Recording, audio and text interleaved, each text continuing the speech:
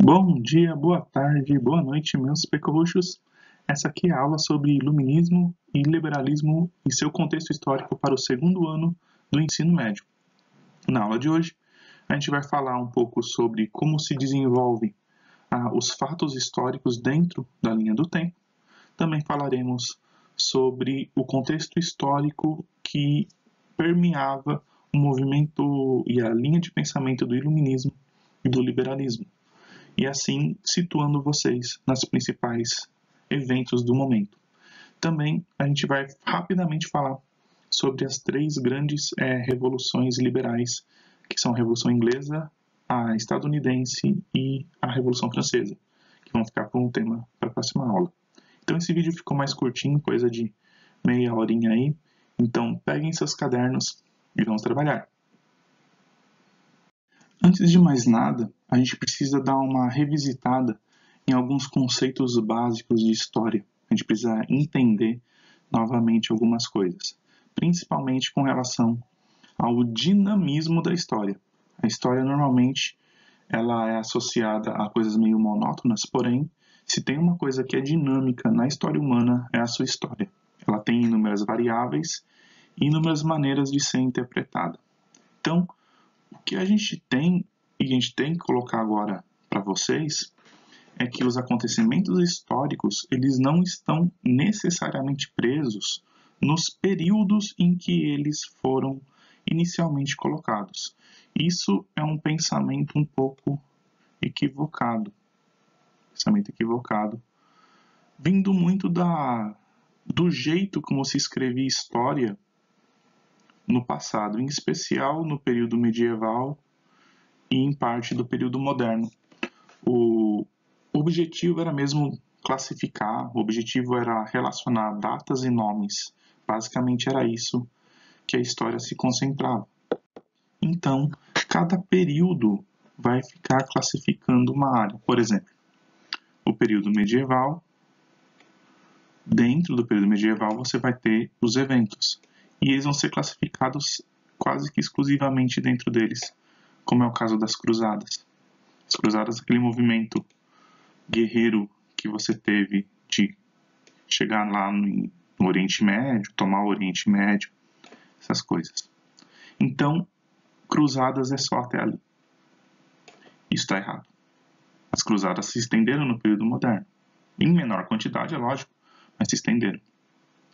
As revoluções liberais que a gente vai estudar agora vão ser consideradas revoluções do período moderno, sendo que você tem revoluções liberais também no período contemporâneo. A Revolução Industrial, que é... Ixi, isso aqui ficou muito...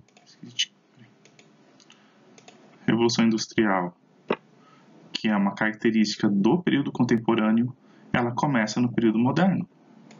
Ou seja, esse pensamento aqui está errado. A melhor maneira de pensar é esse aqui, em que a gente entende que o que faz os períodos mudarem não acontece da noite para o dia. Não acontece. É lógico, a gente pega uma data específica para delimitar uma fronteira, mas aquela data não é, e prestem atenção, aquela data não é o fator que mudou o período. Por exemplo, não é a queda de Constantinopla que vai fazer a fronteira entre o período medieval e o período moderno. Não é o ataque do Maomé II à cidade de Constantinopla. Não é isso. Aquilo ali é um marcador. É um marcador que os historiadores colocaram aqui. A partir daquele momento, a gente já pode entender que as coisas estão mudando. As coisas estão mudando. Então, por exemplo, as navegações. Nem coloquei aqui. Eu vou colocar depois, mas entendam que as navegações europeias. Vou fazer uma risquinha aqui, tá? Amarelinha. As navegações europeias começam no período medieval e se estendem para o período moderno até o período contemporâneo. Os ingleses, por exemplo, encontraram o continente australiano no período contemporâneo.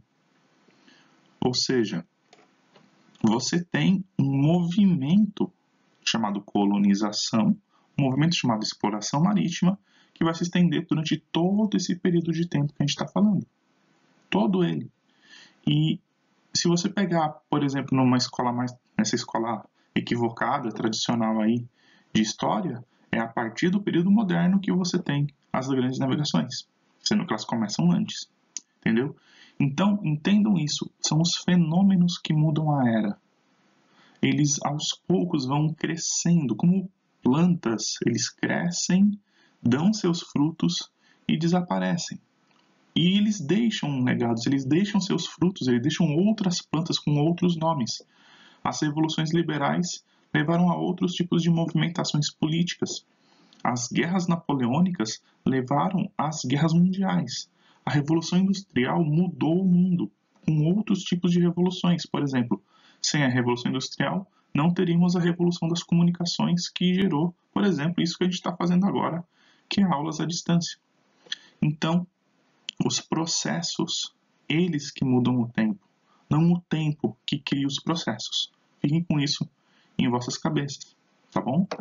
Então, para a gente entender o liberalismo, o iluminismo e o liberalismo, a gente tem que entender o que estava acontecendo, o que estava acontecendo na Europa naquele período. Então, vamos relacionar os acontecimentos mais ou menos por data. Coloquei ali o século aproximado para vocês terem uma noção do tempo aí de cada evento que a gente está falando.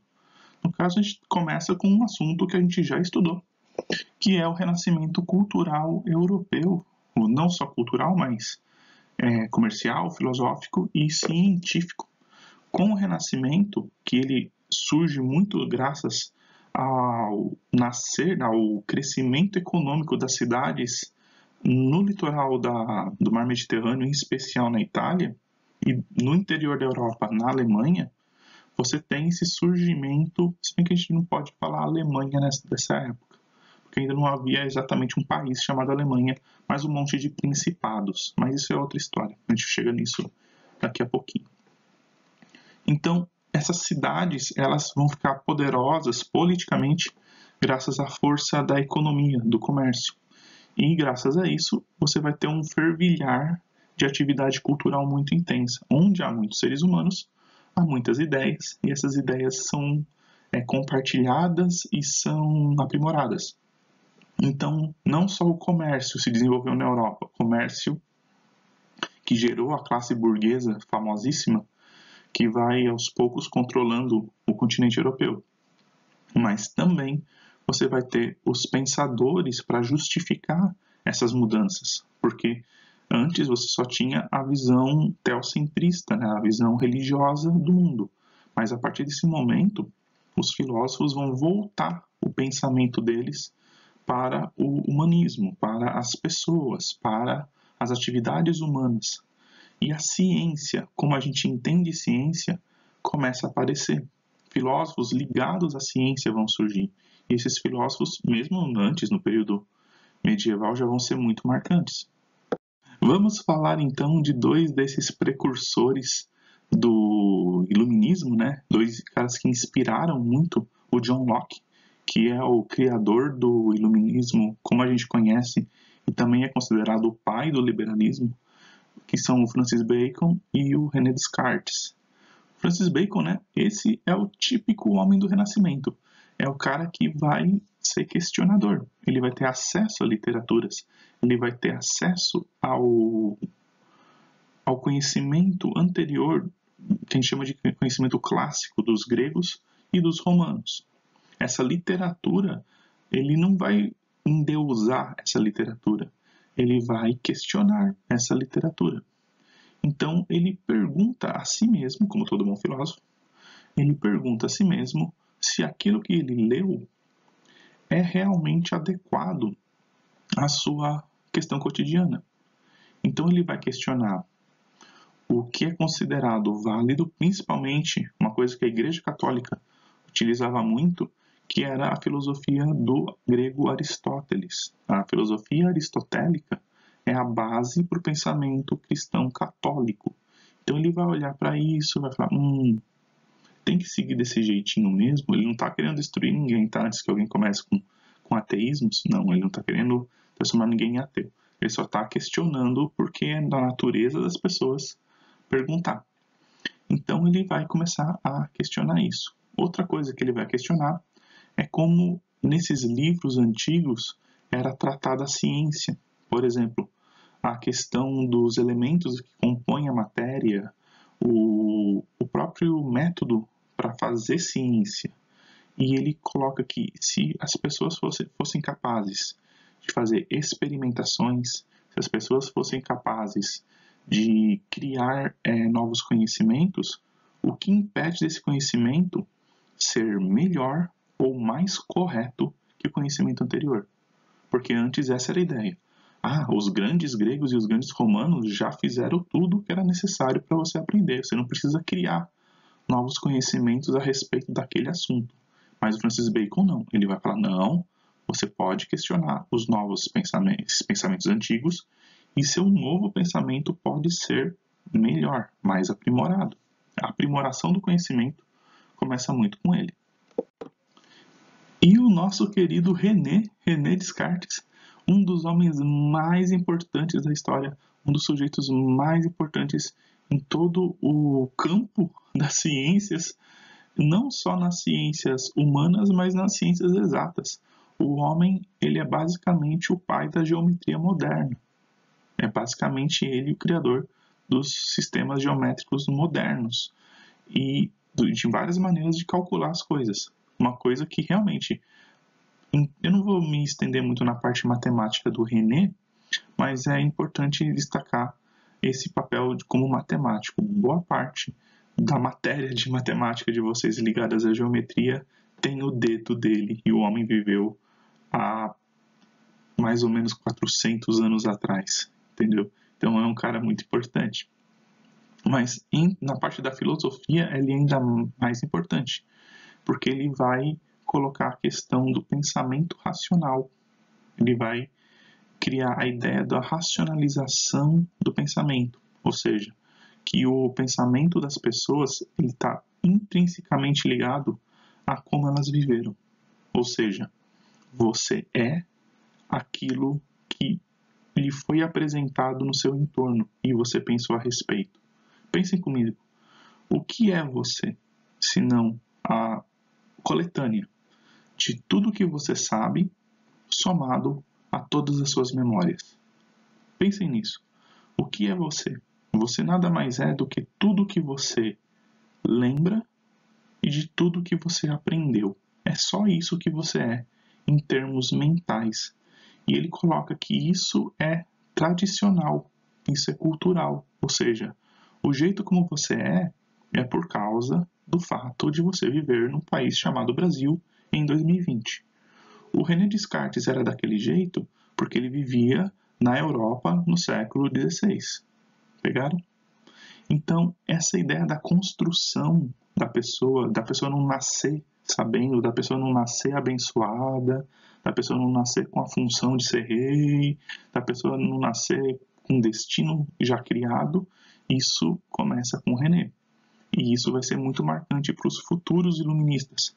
Eles vão falar que é possível, então, viver racionalizando tudo. É possível viver utilizando esse pensamento racional e científico para ter uma vida mais livre, mais feliz e mais próspera. Outro evento importante para entender o contexto do iluminismo são as reformas religiosas. Com o surgimento do protestantismo, com o surgimento do luteranismo, do calvinismo, do anglicanismo, você tem um racha na cristandade europeia. Esse racha, essa divisão entre eles, vai gerar inúmeros desdobramentos políticos e filosóficos. Em termos de política, os reis europeus que eram ligados à religião, afinal de contas, você é rei de acordo a um preceito religioso, você vai ter que decidir de qual lado vai ficar.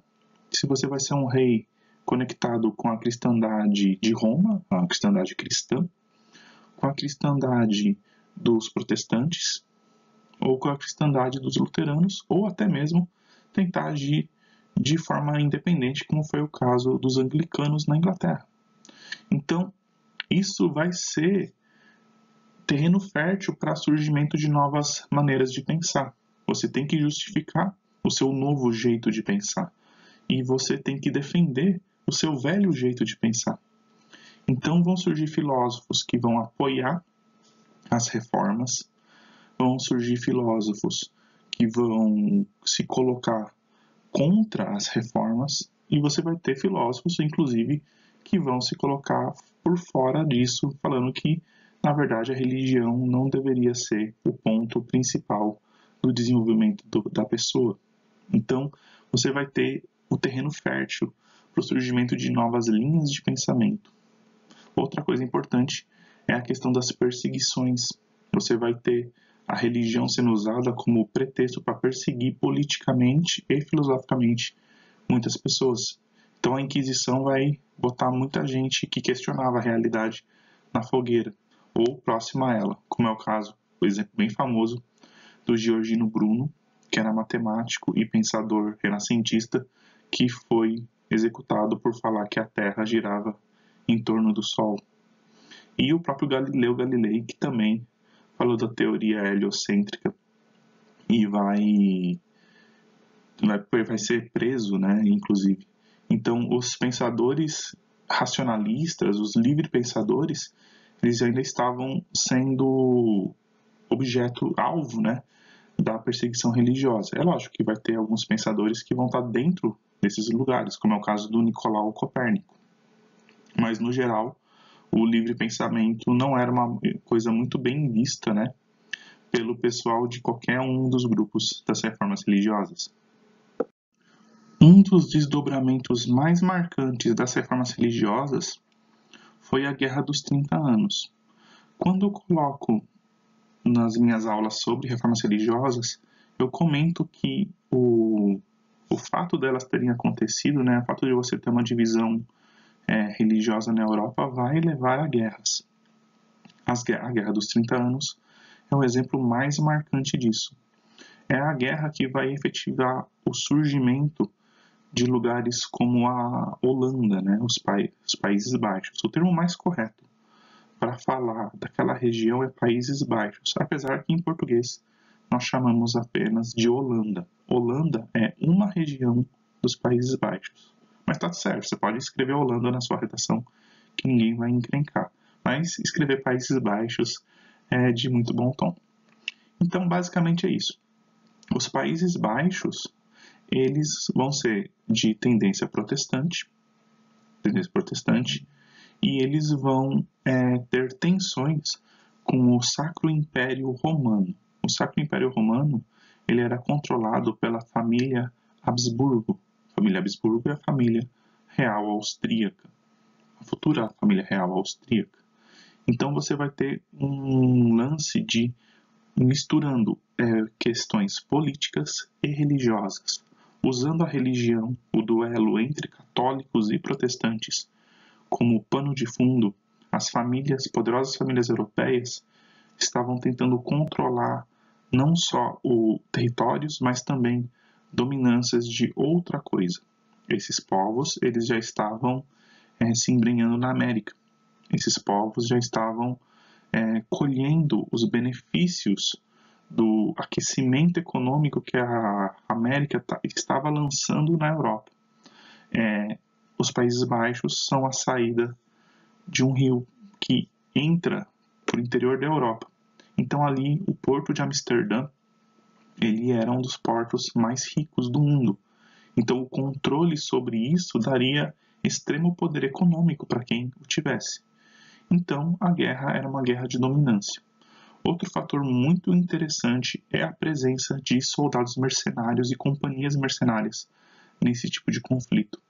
Então é um conflito extremamente violento, focado prioritariamente na religião, mas você entende que ele tem um caráter econômico fortíssimo e ele vai ser a base para outras revoluções e outros momentos da história europeia, como, por exemplo, a Revolução Inglesa, até coisas ligadas à Revolução Americana e Francesa, porque a partir dali você vê o surgimento de grandes famílias que vão controlar a Europa e vão ser questionadas por isso, como é o caso dos Habsburgo, como é o caso dos Stuart na Inglaterra, como é o caso da longa dinastia do Luís, que, se não me engano, o Henrique terceiro e quarto, eles estão nessa pegada aí, da Guerra dos 30 Anos, se não me engano. Então, você tem aí um contexto bem grande. Eu vou deixar no Classroom um podcast explicando tudinho da Guerra dos 30 Anos, muito completo e muito interessante, para vocês darem uma ouvidinha, tá bom? A partir daqui eu vou passar bem rapidinho, porque depois eu vou fazer uma videoaula especificamente sobre os próximos três temas, que é a Revolução Inglesa, Francesa e a Revolução Americana. Mas basicamente é o seguinte, na Revolução Inglesa você teve a troca, como vocês podem ver aí, a troca de cabeças no topo do governo. Então, a Revolução Inglesa é uma revolução de caráter liberal, onde há uma troca, né, de líderes, e o mais interessante, no caso da Inglaterra, é o surgimento de um forte parlamento, ou seja, o elemento, não o elemento civil, mas o elemento das pessoas vencerem, de certa forma, o absolutismo, né? Então, a Revolução Inglesa, ela meio que quebra o absolutismo, porque agora era o parlamento que ia controlar aquela realidade. O parlamento ia controlar o reino, e os reis ingleses iam perder poder. Com essa perda de poder, eles mantiveram suas cabeças conectadas em seu pescoço, mas perderam seu poder político. Bem, alguns, como vocês podem ver, alguns reis não conseguiram manter suas cabeças conectadas. Mas eu vou explicar em detalhes na videoaula sobre as revoluções, tá bom? Outra revolução inspirada no iluminismo é a Revolução Americana. A Revolução Americana que, inclusive, vai ser fomentadora da Revolução Francesa. Nessa, os liberais burgueses lá dos Estados Unidos da América, que eles nem chamavam Estados Unidos, eram as 13 colônias inglesas, eles se rebelam contra a Inglaterra e encaram uma luta de muitos anos para poder se tornar livre e independente. Vai ser uma batalha muito interessante, muito épica, né? Porque os ingleses têm que cruzar o mar para poder pegar os estadunidenses na pancada. Os estadunidenses não tinham um exército regular até o momento da declaração de independência. E você vai ter de tudo. Você vai ter ataques indígenas, vai ter gente fantasiada de índio, você vai ter gente jogando chá no rio, você vai ter tiro de sniper, você vai ter o George Washington, você vai ter uma declaração de independência, vai ter cara empinando pipa em dia de chuva para poder coletar raio, e esse cara vai ser o cara que vai ajudar a assinar a declaração de independência. Você tem uma sociedade extremamente interessante nos Estados Unidos nesse momento. Uma sociedade que prezava muito pela liberdade individual e que não aceitava o que estava acontecendo em relação a impostos e essas coisas que vinham da Inglaterra. A Inglaterra, para variar, em guerra com a França, e isso complicava a situação dos estadunidenses que tinham que pagar impostos. Mas é lógico, também vou fazer na videoaula sobre as revoluções, eu vou falar com bastante detalhe de cada ponto desse, inclusive com provavelmente um cronograma. Então, a gente guarda isso aí também para depois, mas sinalizem que essas coisas são fenômenos muito simultâneos, estão acontecendo em intervalos muito próximos uns dos outros. Alguns estão acontecendo ao mesmo tempo. E aqui está ela, né? A revolução burguesa mais famosa do mundo, a Revolução Francesa, que derruba ninguém mais, ninguém menos que o rei mais poderoso da Europa. Eu acho que nem preciso dizer muito mais do que isso para falar da importância da coisa toda. Uma vez que você derruba o rei mais poderoso, todos os outros reis vão ficar com a mão no pescoço pensando que eles podem ser o próximo a cair numa guilhotina. E aí uma república surge na Europa. República, ou seja, uma novidade em termos políticos e principalmente uma república no maior país territorial e populacional da Europa continental. Então, os europeus vão ficar pasmos com isso e vão reagir. Então a Revolução Francesa vai ser um impacto que vai gerar ondulações no mundo todo em termos de política. Pelo menos em todo o Ocidente, você vai ter reverberações dessa Revolução Burguesa. E, de novo, a gente vai fazer uma aula em específica sobre ela. Mas é nesse ponto que a gente pode aproveitar e falar do inglês John Locke. Que o John Locke está bem integrado ao contexto da Revolução Inglesa. E o John Locke é considerado aí o pai do Iluminismo. A ideia central do Iluminismo é que o pensamento racional ele funcionaria como uma espécie de luz. E qualquer conhecimento ele seria muito melhor entendido com mais luz. A metáfora é usando uma vela, né? Ou seja, se você está numa sala escura, você não consegue entender o que está acontecendo à sua volta. Mas se você tiver uma vela, a luz vai iluminar os objetos e você vai poder se mover por dentro da sala. Nessa metáfora da luz do conhecimento, a ignorância ela desaparece. Então o John Locke ele vai ser um dos frutos, né, desse movimento de pensamento livre, e ele vai colocar principalmente a questão de que você pensando, você consegue, raciocinando, você consegue uma solução. E ele vai estar muito dentro dessa questão do individualismo, ou seja, você tem que pensar, sim, no coletivo, mas o indivíduo ele tem que ter certas coisas inalienáveis. Tanto que isso, inclusive, aparece na Declaração de Independência dos Estados Unidos, que você possuiria direitos, rights, né? Rights, que eles colocam em inglês. E esses direitos, eles seriam seus simplesmente por você ser uma pessoa. Você não teria que conquistá-los. E os deveres são as obrigações que você tem para que esses direitos ocorram para você e para os outros. Então, isso independe de classe social. E isso vai gerar muita polêmica e muito rebuliço. O John Locke, inclusive, vai ser considerado um traidor na Revolução Inglesa. E ele vai ter que se extraditar por um tempinho. Adivinha para onde ele vai? Ele vai para a Holanda. Um lugar bem mais liberal do que a Inglaterra, mesmo a Inglaterra passando por uma pequena revolução liberal. Depois ele retorna. Mas, é lógico, o rei que o deportou perdeu a cabeça. E aí ele retorna já com muitos livros publicados. Ele era persona não grata em outros países também, mas ele era um contemporâneo das faculdades lá da Inglaterra, um berço de conhecimento, onde coisas como a primeira ideia da enciclopédia surge, que é a compilação do conhecimento. Mais tarde na França vai surgir também uma enciclopédia, onde você vai ter textos ligados desde a anatomia ao material do René Descartes. Então, o John Locke também está nessa aí. Se não me engano, agora eu não lembro se o John Locke foi o que fez o verbete sobre política ou o verbete sobre Deus, a explicação sobre isso. Pense na responsabilidade, né? De você ter que escrever o significado de uma palavra, explicar o significado de uma palavra. Então, o John Locke é a base aí, é considerado o primeiro liberal, é considerado o primeiro iluminista. Tanto que outros iluministas vão colocar ele num pedestal. E é isso, minhas crianças.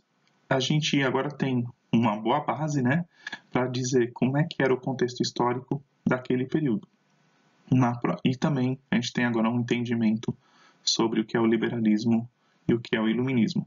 Lá no slide que eu montei para vocês, tem os mapas mentais explicando também o liberalismo e o iluminismo. Na próxima aula, a gente fala da Revolução Inglesa, da Revolução Estadunidense, tá bom? E depois a gente fala da Revolução Francesa. Vou deixar, lógico, uma perguntinha aí para vocês colocarem para marcar a atividade. E aí tá fechada essa semaninha. Então fiquem bem, usem máscara, usem álcool em gel. E até mais.